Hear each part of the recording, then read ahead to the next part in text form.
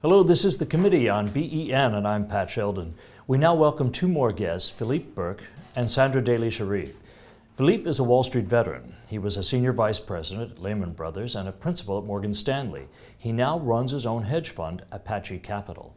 Sandra is an Obie Award-winning producer, director, playwright, and dramaturg. She also founded her own theater group, the Liberation Theater Company. On the other side of the globe from New York's theaters and banking industry is China. Recently, its central bank has announced another cut in interest rates. China's central bank has been flooding that country with cheap money. That move is one of the major changes that have affected the banking business and the world of money over the last few years. We thought Philippe could provide us some perspective about work in finance today and on these big shifts.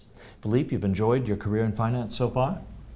It's been a good run, yes. Yeah, I've been very fortunate. Timing has been a part of what had made a good run, and the other part of that answer, of course, is I don't know any better. I've never done anything else, so it's a sort of a one-sided answer. So, would you recommend this career to people just coming out of school?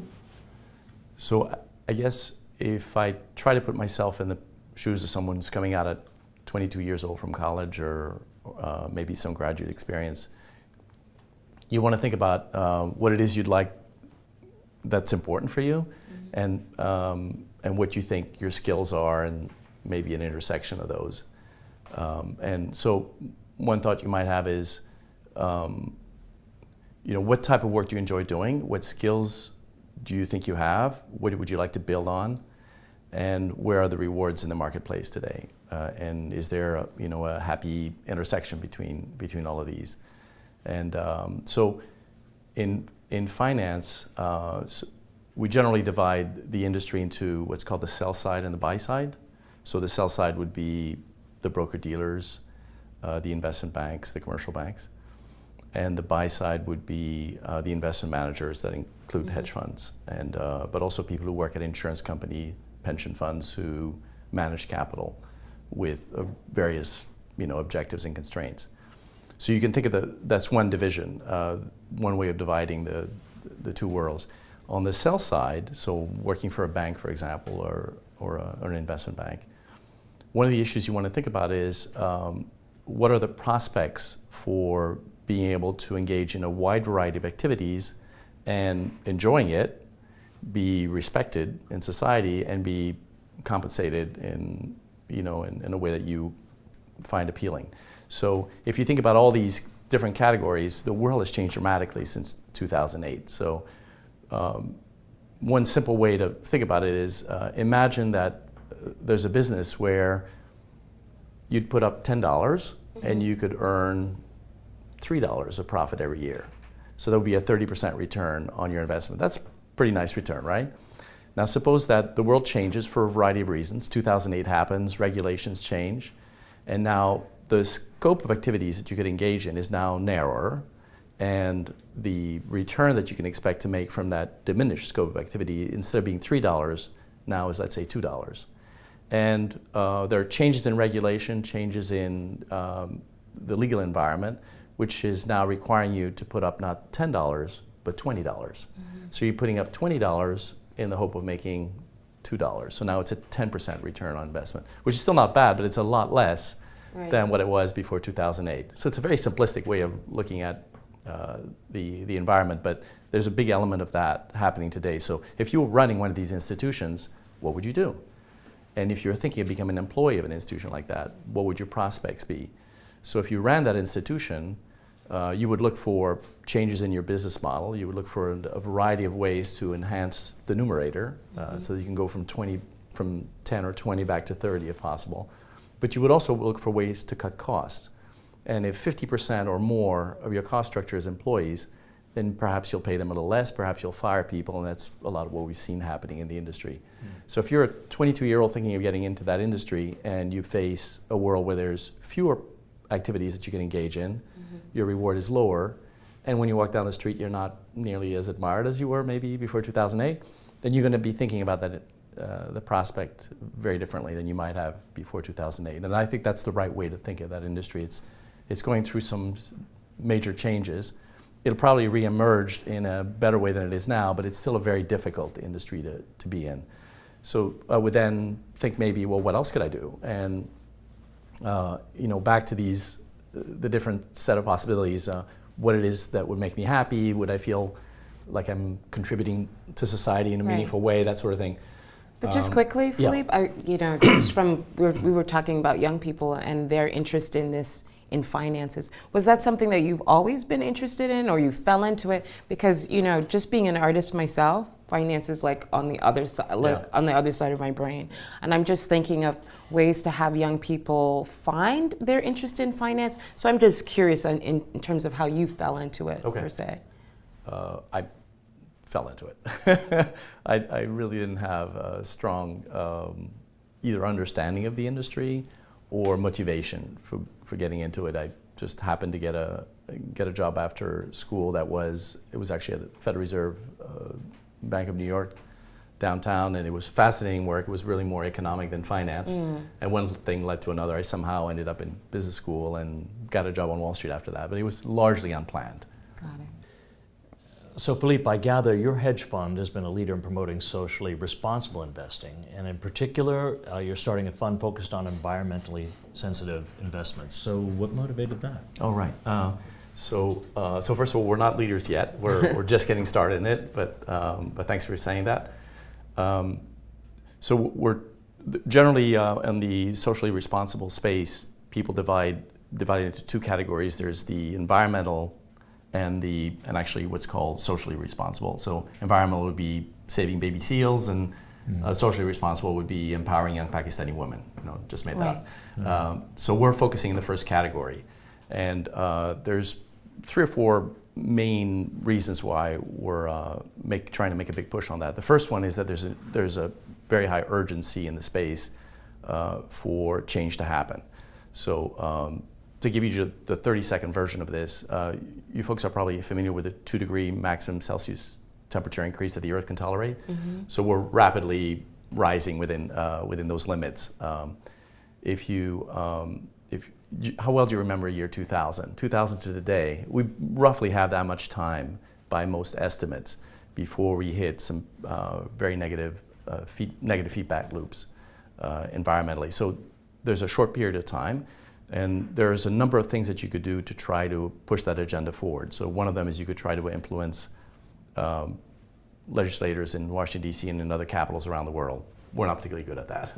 Another thing you could do is maybe create or give an incentive for people to change the spending pattern to consume fewer environmentally toxic products. That's a very difficult thing to do, and we have no idea how to do that either. And so you look at the different ways that we can contribute, and one of them actually happens to be in the capital markets. So there's an enormous amount of capital flows, and part of them are being directed toward polluters, institutions that are dependent upon polluting the environment in order to make a dollar. And you'd like to pull money away from that and towards? Yeah, so what we'd like to do is to actually short the stock of polluters. So we would like to, in essence, to try to get others to measure the externality that's associated with polluting. So very simply, if I produce a good and I pollute the environment in the process of polluting that good and of producing that good, I get 100% of the benefit, and I get your kids to pay for it. It's really actually a pretty lousy deal for most of us to operate in an environment like that. But most of us really don't think much about it. If I jumped out of a bush every day and took $1 out of your pocket, you'd probably get pretty upset after a while. But if I acidify the ocean, destroy species, emit enormous amount of heat-trapping gases in the atmosphere, most of us don't really see that. We don't think of it that much, even though the cost actually may end up being a lot higher than losing $1 every day. So if there was a way to actually change the flow of capital away from these activities by essentially internalizing that cost. So right now that cost is borne by others. Just to give you a rough idea, there's roughly an $88 trillion global economy. By various estimate, that externality, the imposition of that cost on others, on nature and the rest of us, is worth somewhere between 8 and 10% of those $88 trillion. So these are massive amounts of money. So every day, lots of us are invested through our 401ks or the institutions that we do business with, invest in companies that have a very negative impact on the environment. Imagine if we could actually internalize that cost. If we could find a way to essentially get the companies to pay for that cost. Maybe they would act differently. Maybe they would change their production methods. Maybe they would cut out some entire lines of businesses. So the capital markets actually can be extremely useful in affecting that change. And in fact, a small number of people, 10, 20 people sitting in a room, trying to internalize that cost by shorting the stock of polluters and getting others to listen to that through activism, potentially could have as much impact as others who are trying to change laws, others who are trying to convince people to change their spending patterns. So we would just be part of that ecosystem, the people who are trying to affect that change. I'm curious as to, I see that you're going to turn to me, Pat. I was curious as to, I can see that this is a possible trend in finance, and so how old is, when did you start Apache, and which came first actually, your interest in eco-friendly or just that concern, or is it part of, is there a part of it that you see that this is a trend of where the market is going and we should jump in on this? Oh, okay, yeah, that's a good question actually. Socially responsible investing has been around for a very long time, actually, and but there's been a noticeable kink in the curve, if you want, a noticeable change in about 3 or 4 years ago, and I forget exactly when it was, but the United Nations came out with their principle of responsible investing. So today there's about 35,000 global institutions that are signatories of the principle of responsible investing, and there's estimates that somewhere between roughly $1 out of 7 that's invested professionally today now follows some guidelines around responsible investing, either toward the environment or socially, or in most cases actually still governance, so transparency around how investments are made. So there's definitely a shift that's occurring in the marketplace. There's more and more institutions that care about that, that have that as part of their guidelines. In our case, I think most of us care about the environment in one way or another, but we find that there's such a long leap between what you can do personally at your level and any impact that you could have. Right. So not that long ago, we came up with this idea that maybe we could use our skill in a more direct way to have that impact through our trading, through our ability to trade the markets. So that's a relatively new idea. I think it's a brilliant idea in the sense that it helps to really educate the public, and at the same time force corporations to be really conscious in that they can see that there is a trend and there is an interest. So if they change their ways in a particular way, it brings attention to them, right? And possibly, of course, more dollars and more investment. But I also see it as a way, as you said, that there's a disconnect. And how do I make a difference, right? And I think that it is a way to educate the public. Sure. In fact, that's a part of what we'd like to do. So if you go into a Walmart and you're thinking of buying a plastic molded doll for your niece, so you might find on the shelf one that's made in Ohio for $4.99 and another one that's made overseas, maybe in China or some other country, for $3.99, and they look identical. Right. What your judgment might be based purely on the ticket price. That $1 difference is what you think is the actual cost difference between these two items. In fact, that dollar difference hides an enormous amount of environmental costs and social costs associated with the production of that good. So a kid might have been pulled out of a school and put in a factory filled with asbestos, and the factory might be using intellectual property stolen through cybercrime to produce that good. And the country that's producing that good might be depreciating their currency to make it easier to sell overseas. It's then sold at Walmart, and you're not seeing any of these costs. On the flip side, because you bought the one that's made overseas, there's a person sitting in a factory in Ohio who no longer has his job now. And maybe that's 3 doors down from you, and that person can't pay their mortgage anymore. So now suddenly the house is in disrepair. People come into the house to take the copper wires out. Bad elements move into the neighborhood. Your house drops in value. Your family gets into difficulty.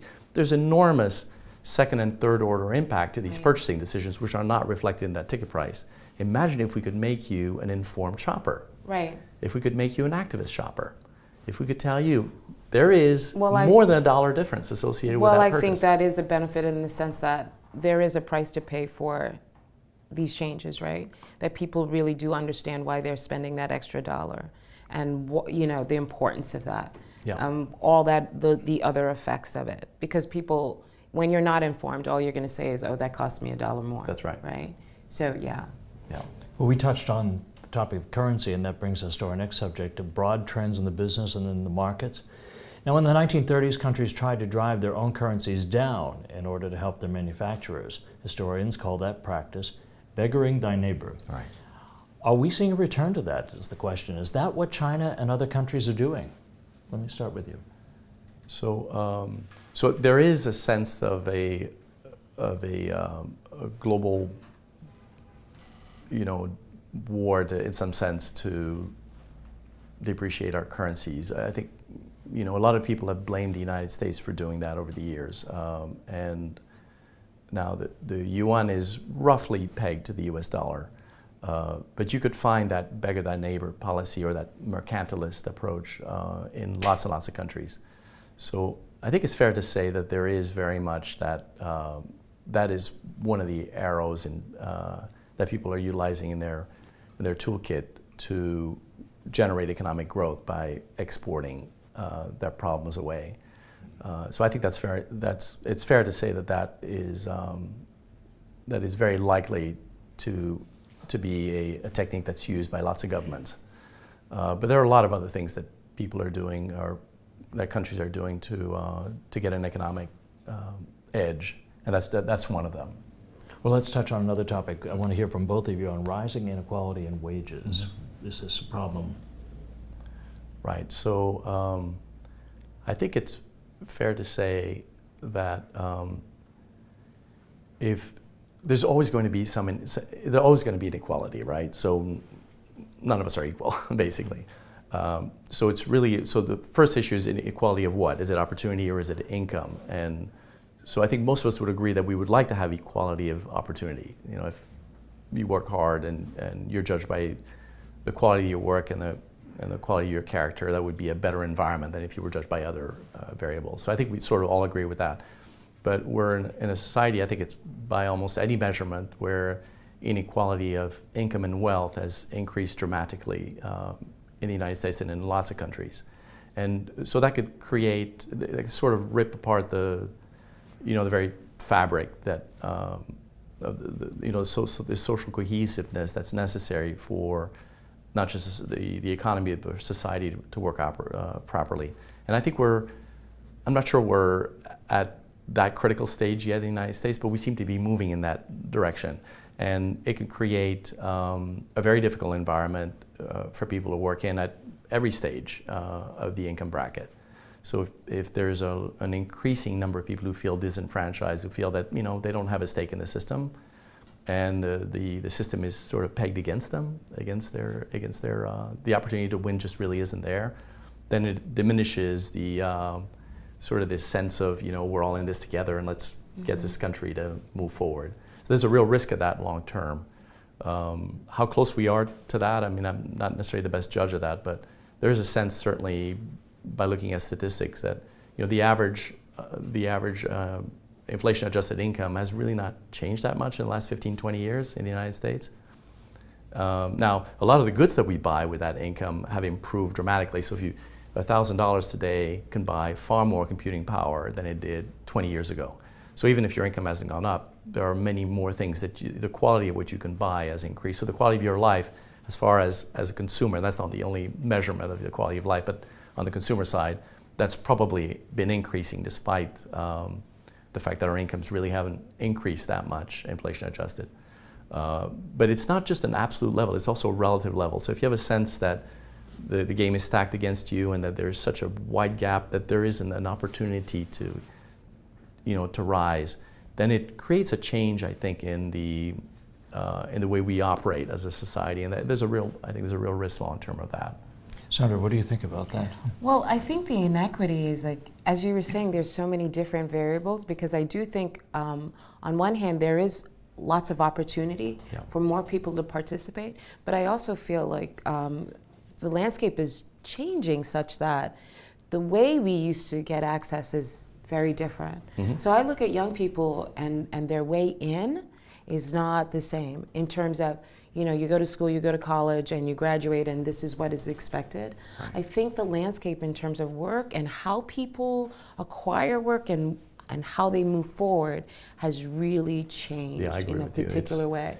And so that's where you start to talk about income and opportunity. Like, how do you maximize on that opportunity when you feel like you almost have to invent a new way of creating and doing, right? And that's what I feel my challenge is. And when I work with young people, the challenge is, how do I create something that feels so very different than how my parents were doing it? Like, you know, and I think that's where the inequity shows up for me. It's a big issue, and it used to be, right, we would go to school, and school was a great equalizer, right? So it didn't matter what your income was, what, you know, if you grew up in a household where there were a lot of books or not, I mean, that mattered less than it does today. Today, a lot of kids come out and they have $50,000, $100,000, $150,000 of debt if they come from a disadvantaged, you know, background. They have to borrow to go to school. So they're coming out, rather than being a great equalizer, if you have all that debt, it might actually put you behind in some regards, right? So that's a very big issue, and so the idea that maybe you have to create your own opportunities, you know, it's a very interesting point that you're making. Maybe you don't have that much of a stake in the system anymore, and you literally have to go out and strike on your own and not count on what's there, and that could be good and bad, right? It can create friction in some regards, and it could turn you into an entrepreneur, and that could be exciting too. But I see what you mean. That's much more entrepreneurial thinking, and much more, in my mind, people not straying far away from home in a way, you know, because you have to consolidate those resources and forcing you to really think in a new way, how to make money, how to enter into the marketplace. You know, what I'm experiencing or what I see is a flux in how people are moving through. That young people, or you often hear that people are just sort of like, what do I do? What's next? Like this, I know that 1 + 1 is not necessarily gonna equal 2. How do I market myself? How do I market my talents, my skills? I think it's a very different marketplace, and it's really shifted. And so, yeah, I think that is what really is contributing to what feels like the inequity feels, that gap feels really large. Well, stay with us. In a moment, our panelists will speak more about the risks facing workers. This is the Committee on BEN, where jobs come first.